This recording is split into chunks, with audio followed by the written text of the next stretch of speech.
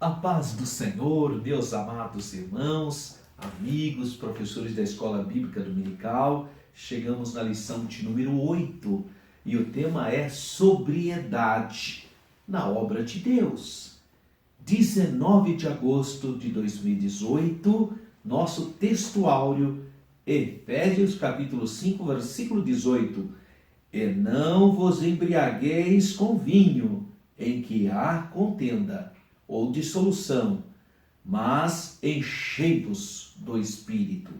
Verdade e prática, o exercício do ofício divino é incompatível com o alcoolismo, maus costumes e intemperanças.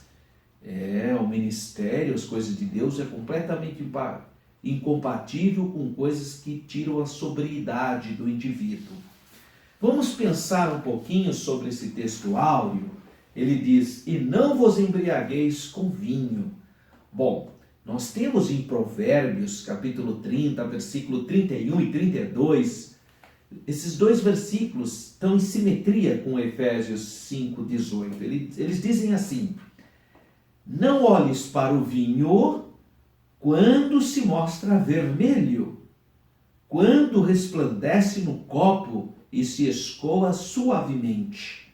No fim, morderá como a cobra e como basilisco picará. São advertências da palavra de Deus.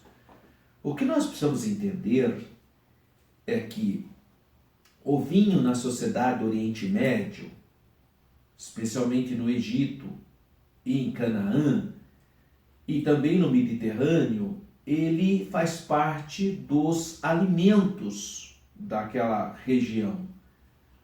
O pão, o vinho, azeitona, romãs, figos, faz parte, a uva, né? Faz parte do cardápio alimentício daqueles povos. Mas independentemente disso, você tem também o abuso daquele tipo de alimento que leva então a pessoa ao alcoolismo. E aí você tem uma divindade no mundo pagão que era muito cultuada, que é Dionísio, o deus do vinho, o deus da bebida. E os cultos gentílicos pagãos havia muito embriagamento e que levava sem dúvida ao alcoolismo. Então tinha muita gente alcoólatra no mundo antigo. Então nós temos que entender duas coisas. Uma é quando o vinho faz parte do alimento dos povos mediterrâneos, né? do mar Mediterrâneo, em torno do mar Mediterrâneo. E como alimento, vocês sabem que naquela época não havia um sistema ainda de cuidado da água. Então muita gente tomava o vinho como água, né? Que era fermentado, então não dava tantas doenças. Mas ele era usado nessa região como alimento e era usado também para curar doenças e também no caso da própria água. Mas havia também o exagero, o absurdo de utilizá-lo como elemento que tiraria a sobriedade do indivíduo. E aí está o problema. Então, considerando o mundo pagão gentílico, que usava o vinho para embriaguez, e quando a pessoa tomava muito disso, ela estava mais aberta a certas atitudes indecorosas, principalmente ligado à questão da sexualidade, no chamadas sagradas prostituições, ou mesmo a contenda. Então a Bíblia vai condenar terminantemente a embriaguez. Então ele fala, não, é uma ordem, não vos embriagueis com vinho. Por quê? Porque isso vai gerar uma série de situações anormais, atípicas na vida do indivíduo. Às vezes uma pessoa séria, sensata, ela bebe, ela fica completamente diferente. Ou fica extremamente agressiva, ou fica extremamente alegre, e a Bíblia condena esse estado psíquico de embriaguez. Então, o nosso textual é claro que ao invés de encher de mosto, de vinho, para ficar embriagado, que só gera confusão, a Bíblia nos convida os crentes a encher do Espírito Santo, a ser cheio do poder de Deus, a ser cheio da graça de Deus. Esse é o convite de Deus para a minha vida e para a sua, na sociedade que nós vivemos também. Aquela tinha o deus Dionísio, que faziam então aquelas coisas horríveis, ligado a uma série de carnalidade. Hoje não é diferente. Nós temos uma série de festas, de movimentos tão parecidos com essas festas pagãs, mas com outro nome, às vezes secularizados. Mas Deus nos convida a dar preferência ao Espírito Santo. Esse é o contraste. Ao invés disso, ao invés do vinho, busca a presença de Deus. É a antítese mesmo que está em foco. O vinho degenera, o Espírito Santo eleva. O vinho conduz ao deboche, o Espírito Santo enobrece. O vinho nos torna bestiais, animalescos. O Espírito Santo nos torna celestiais. Olha que coisa maravilhosa. Essa é a ideia mesmo. Não faça isso, mas faça isso. Não faça isso porque o resultado é confusão, é contenda, é dissolução. Mas faça isso. Enchei-vos do Espírito Santo, porque ele gesta em nós frutos maravilhosos como bondade, paciência, amor, temperança, paz, benignidade. Graças a Deus por isso. A leitura bíblica em classe está em Levítico 10, 8 a 11.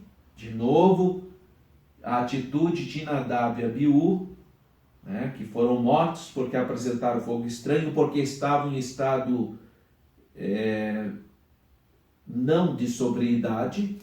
E também 1 Timóteo 3, 1, 3, quando ele fala também que não seja dado a muito vinho, porque vinho ali também era alimento. Então a pessoa tinha que ter o discernimento, o que serve de alimentação e o que serve de embriaguez para confusão. Hoje nós não temos esse problema, porque nós brasileiros não faz parte dos nossos alimentos o álcool. Não faz. Quem toma porque quer ter uma alegriazinha passageira. E uma pessoa cheia do Espírito Santo não precisa disso. E aí que está. Então uma pessoa que tem o Espírito de Deus, para que ele... vou tomar uma cerveja para ficar alegre. Para ficar alegre, irmão. Que alegria é essa?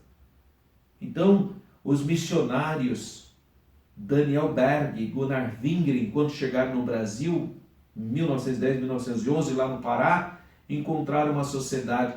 Em 1910, o Brasil tinha por volta de 17 milhões de pessoas. 60% eram alcoólatras, bebedores de cachaça e fumadores de tabaco. Era uma tragédia. Mas o Espírito Santo levantou o movimento pentecostal e esses irmãos vieram cheios do poder e pregaram que Jesus salva, que Jesus cura, que Jesus batiza com o Espírito Santo, que Jesus leva para o céu. E as pessoas foram libertas do alcoolismo, foram libertas do tabaco. Glória a Deus! Agora tem a quarta geração de assembleianos, eles acham que eles são melhores. Então agora eu vou beber socialmente. Não se iluda, meu amigo. Ninguém virou alcoólatra sem antes iniciar o caminho suave de beber socialmente. Ou você acha mesmo que uma pessoa tornou-se alcoólatra pegando uma garrafa de cachaça e bebendo tudo de uma só vez, no único dia? O mundo não funciona assim. Tudo é socialmente. As pessoas vão se desarmando, vão ficando extremamente volúveis. E em um momento de fraqueza, porque nós não somos perfeitos, ocorre a tragédia. Então diga não ao alcoolismo e não dê oportunidade para você cair nessa situação. Que você tenha então discernimento para não se envolver com coisas que não glorificam a Deus. Essa lição tem uma introdução muito interessante, porque é uma lição que tem uma historicidade sobre o vinho. Então, o primeiro tópico é o vinho na história sagrada. E a primeira referência, quando a gente pensa em vinho na história sagrada, é de Noé. Noé tomou vinho além da conta, sim, embriagou-se, e, obviamente, o vinho faz a pessoa fazer certas atitudes que depois ela nem lembra, coitada, mas que fez. Embora ela esteja consciente, mas está embriagada, né? Depois ela nem lembra do papelão. É o caso de Noé. Noé vai invocar a primeira maldição porque estava embriagado. Olha o que o vinho fez com Noé, né? Agora, Noé, um homem bom, né, irmãos? Noé é um homem piedoso. Então, todos nós somos sujeitos a essa situação. Por isso nós precisamos de discernimento. Nós temos que ter uma vida de piedade ao Senhor. E a Bíblia mostra, então, a embriaguez de Noé. E, infelizmente, a embriaguez levou ele a amaldiçoar os descendentes de Cã, ou Cão em português. Cã, né? Precisamos tomar cuidado com essa passagem, porque teólogos, eu diria, no primeiro momento, teólogos que não tinham uma visão espiritual muito grande, quiseram justificar a escravidão na África do Sul, a segregação na África do Sul e também no sul dos Estados Unidos.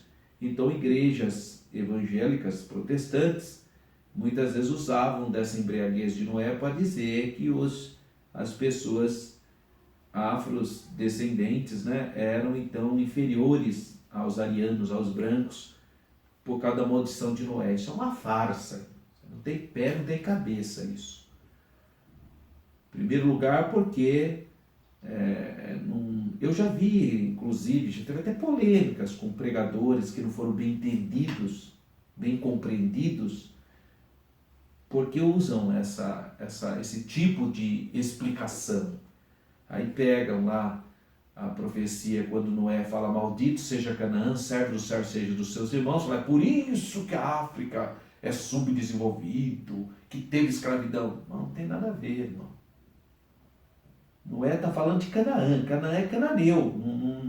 Para começar, não, a África nunca teve. Como que nunca teve? A África, o primeiro império mundial foi o Egito, está na África.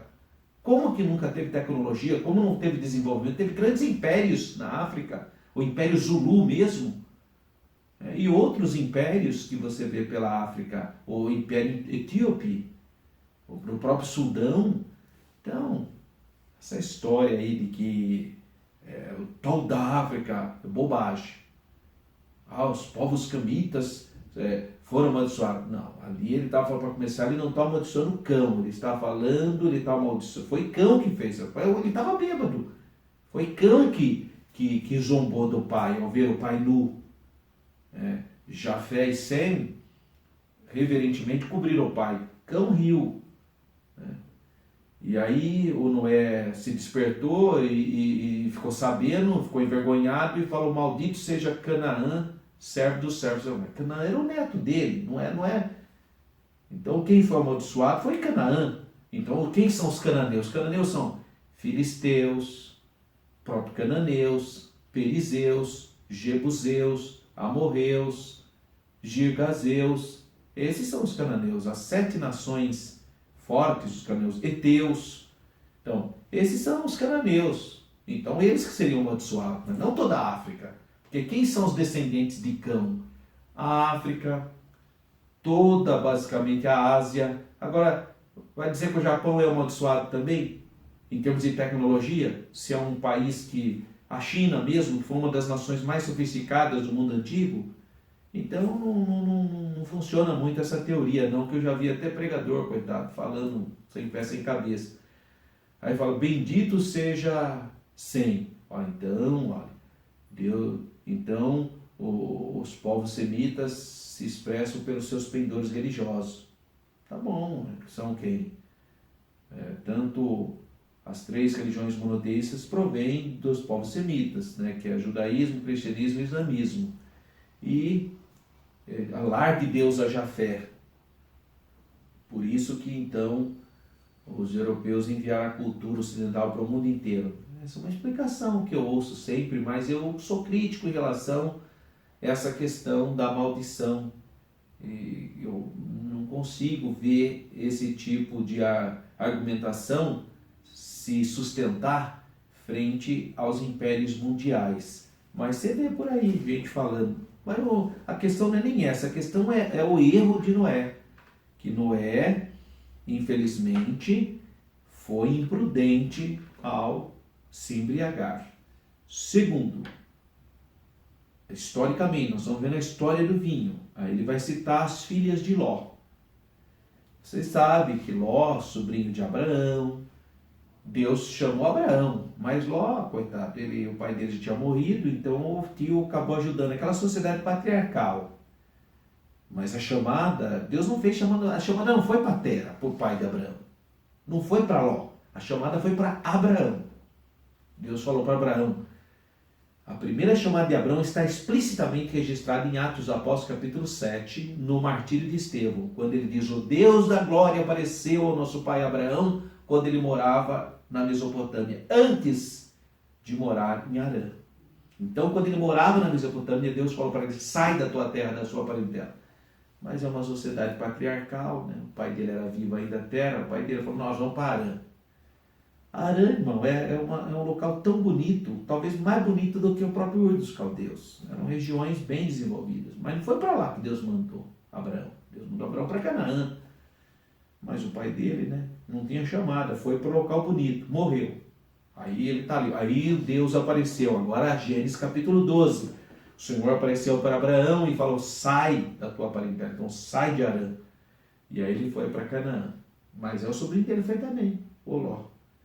Bom, o Ló começou a ter problema, porque ambos começaram a prosperar, os pastores, os cuidadores de ovelha, de gado, miúdo, de gado, de dromedários, etc., começaram a ter conflitos. Então Abraão chegou para Ló, que era mais novo que ele, era sobrinho dele, e falou: olha, Ló, você escolhe. Irmão, se o Ló fosse um rapaz também de bom senso, o que ele ia falar? Não, tio, eu vim com o senhor, mas o senhor que escolhe para onde o senhor for. Não, ele já olhou lá, viu as campinas bonitas do Jordão, porque o homem carnal é assim, mas ele só quer tirar vantagem. Ele acha que em tudo ele tem que tirar vantagem, por isso só dá nota fora, só arrebenta a cara. Porque quem que falou para você que algo que parece ser é? Nós vivemos num mundo de símbolos. Às vezes o que você pensa que é, não é. E o que você pensa que não é, é. E aí ele escolheu as Campinas Verdejantes. Aí foi. Só que lá tinha cidades, porque se é um local bonito, tem cidades. Cidades pecaminosas. Da onde vem a palavra sodomia, né? Gomorra, Sodoma e Gomorra. Mas não era só essa cidade, tinha mais ali naquela região. Mas a Bíblia fala especificamente de Sodoma e Gomorra. Ló se envolveu com essa sociedade pervertida, veio o juízo sobre aquela cidade e morreu aquela civilização. Só escapou Ló, as duas filhas, a mulher dele estava escapando, mas teve uma fraquezinha, olhou para trás, virou, desobedeceu, virou estátua de sal, e aí ficou o quê? Ló e as duas filhas. As duas filhas pensaram: bom, acabou a nossa família, acabou a nossa civilização. A solução é a gente ter um incesto. Olha que loucura. E para fazer o incesto, deram vinho para o Ló. Embriagaram o Ló. A hora que ele estava embriagado, a mais velha deitou com ele e depois a mais nova. E aí nasceu os Moabitas e os Amonitas, filhos do incesto de Ló com as suas filhas. Usaram vinho para isso. Olha que coisa horrível, né? Quer dizer, para você enganar os outros, você usa vinho. Então veja como o vinho a bebida está associada a tirar a pessoa da sua sobriedade. 3. O vinho como instrumento de corrupção. Aqui vai mostrar algo também muito triste, que Davi, o rei Davi, vai usar desse artifício para tentar de alguma maneira justificar o seu pecado, porque ele tinha adulterado com Betseba, a mulher de Urias, o Hiteu. Aí depois chamou Urias para... Mas só que Urias era muito Caxias, né, coitado? Ele era muito fielzinho, né? E o Davi, vai lá, vai dormir com a sua esposa, porque ele já tinha tido relação com a esposa dele, tinha adulterado. Aí vai lá, porque aí se Urias fosse dormir com a esposa dele, o filho ia ser de Urias, não ia ser de Davi. Olha a cabeça de Davi. Só que o coitado, né, do Urias, ele era muito Caxias, era muito fielzinho. Então ele falou, não posso. Como que eu vou se alegrar com a minha esposa se todo mundo está lá na guerra? Olha, coitado, Davi. Davi, irmão, encheu o homem de vinho, embriagou e pensou que ele foi. O homem não foi. O homem não foi. Nem utilizando vinho para enganar o homem foi. Aí, o que Davi fez? Um pecado chama outro, né, irmão? Aí o que ele fez? Primeiro embriagou e tentou fazer a mentira dele, não deu certo. Aí escreveu uma carta para o comandante do Urias, falou, põe ele bem na frente para ele morrer. Olha que coisa triste, né? Quer dizer, então ele cometeu adultério, usou de subterfúgios errados com bebida, alcoolizando o homem e depois assassinou o homem. Olha que coisa terrível, né? É o vinho.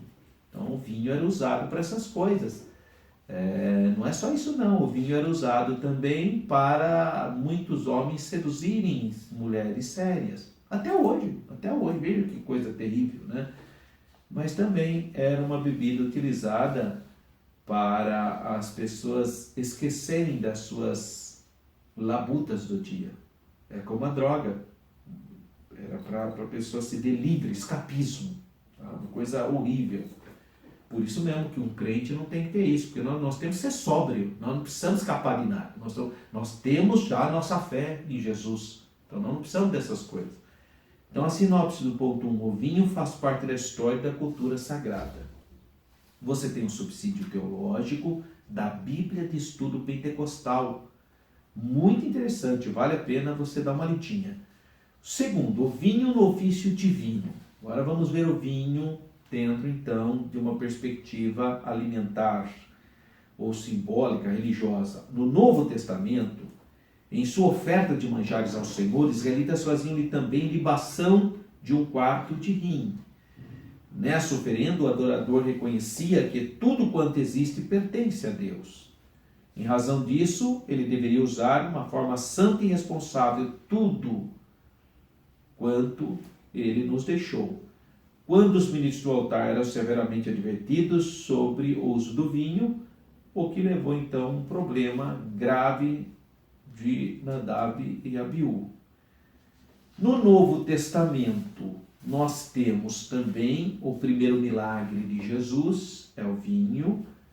E lembra então que o vinho como também alimento, né? Ele transformou a água em vinho, é um milagre que Jesus fez. Ao instruir a Santa Ceia, ele fez uso desse mesmo produto, a fim de simbolizar o sangue dele. Desde então, a Igreja de Cristo vem utilizando o fruto da vide para oficiar a maior celebração, a maior doação de sangue da história, que é a ceia do Senhor.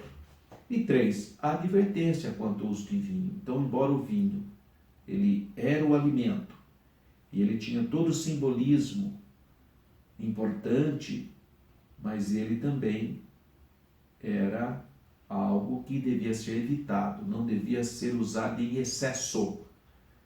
Logo após a morte de Nadab e Abiú, o Senhor fez uma séria advertência a Arão. Levítico capítulo 10, versículo 9. Vinho ou bebida forte, tu e teus filhos contigo não bebereis, quando entrardes na tenda de congregação, para que não morrais. Olha, é a advertência porque, por inferência, Nadab e Abiú estavam alcoolizados. Por isso o Senhor proibiu incessivamente, a partir daquele momento, a ingestão de bebidas alcoólicas, bebidas fortes. O nazireu também não podia beber bebidas fortes, porque ele era consagrado a Deus. Então, sinopse do ponto 2, do tópico 2, o vinho não poderia fazer parte do ofício divino. Nós temos aqui, então, uma explicação sobre essa proibição sacerdotal no nosso subsídio bíblico. E o terceiro tópico, ministros cheios do Espírito Santo. Essa é a vontade de Deus para a minha vida, para a sua vida. Tendo em vista os exemplos lamentáveis e vergonhosos da história sagrada, o Novo Testamento então faz essa advertência para mim e para você quanto ao uso de bebida alcoólica. Primeiro, recomendações aos ministros. O candidato ao santo ministério na igreja primitiva não podia ser um homem escravizado pelo vinho. 1 Timóteo 3, 3,8 e Tito 1,7. Não seja dado a muito vinho. Claro, porque o vinho era alimento, né? Por isso que muito o excesso era o alcoolismo. Não se pode confiar o rebanho de Jesus a alguém dominado pela embriaguez. Isso é uma loucura, não pode em hipótese alguma. Quem governa tem que abster-se de bebida alcoólica. Quem governa a casa de Deus tem que ser sóbrio. 2. Recomendações à igreja. A recomendação quanto aos prejuízos decorrentes do vinho não se limita aos ministros apenas do Evangelho, só aos pastores. Ela diz respeito também a todos os crentes, todos nós, servos do Senhor. O verdadeiro cristão deve abster-se de vinho e buscar a glória, o poder, a unção do Espírito Santo. Porque é lato, Efésios 5,8, não vos embriagueis com vinho que há contenda, que há dissolução, mas enchei-vos do Espírito Santo. Isso ele não está falando só para pastor, não. Está falando para toda a igreja. Tá, irmãos? A embriaguez não é um mero adorno cultural. É algo sério que tem ocasionado graves transtornos à igreja, à sociedade, ao país. E 3, ministros usados pelo Espírito Santo. Essa é a vontade de Deus. O Senhor nos deu a promessa, ficar em Jerusalém, até que do alto sejais revestidos do poder de Deus. O Senhor Jesus deu essa promessa gloriosa para mim, para você. Nós temos que buscar o poder de Deus, a presença do Espírito Santo. E o poder de Deus está disponível a todos nós. E em Atos capítulo 2, fala que ao serem cheios do Espírito Santo, muita gente achou que eles estivessem bêbados, né? E alguém questionou, mas pode alguém estar bêbado nesse horário do dia, né? Completamente incomum. Mas após o sermão de Pedro, todos vieram então a conscientizar-se de que eles falavam e operavam pelo poder do Espírito Santo. Na sequência de Atos, deparamos com os apóstolos e discípulos proclamando o Evangelho, porque eles foram revestidos do poder de Deus. Então, tópico 3, síntese ou sinopse. O ministro de Deus deve ser cheio, sim, mas do Espírito Santo. Há aqui um subsídio bíblico teológico falando sobre 1 Timóteo 3,1, a liderança da igreja. Encerrando, quando o uso do vinho, sigamos o exemplo dos recabitas. Lembra dos recabitas, que está lá registrado em Jeremias, capítulo 35? Os recabitas, voluntariamente, foi que Deus mandou para eles. Eles voluntariamente abstinham-se de qualquer bebida forte, para que a aliança de seus ancestrais permanecesse firme. Ou seja, uma família de pessoas sóbrias, altamente compromissadas com Deus. Portanto, fujamos das bebidas alcoólicas e de outros vícios igualmente graves, a fim de que possamos ministrar ao Senhor com zelo, com cuidado, com sobriedade, com temor e com amor. Deus não mudou. Lembremos-nos de Nadab e Abiú. Coloca à sua disposição todo esse material. Então acesse o nosso site www.professoralberto.com.br e você é meu convidado para participar da nossa aula todo sábado, das 16 às 17h30, na Assembleia de Deus, Ministério Belém, Campinas. Nosso pastor é o querido pastor Paulo Freire Costa, que sempre nos abençoa com essas aulas, nos apoiando, nos ajudando, nos dando toda a infraestrutura para poder preparar os professores e os irmãos para ministrarem a aula no domingo. Que Deus continue abençoando a sua vida. Fique na paz do Senhor.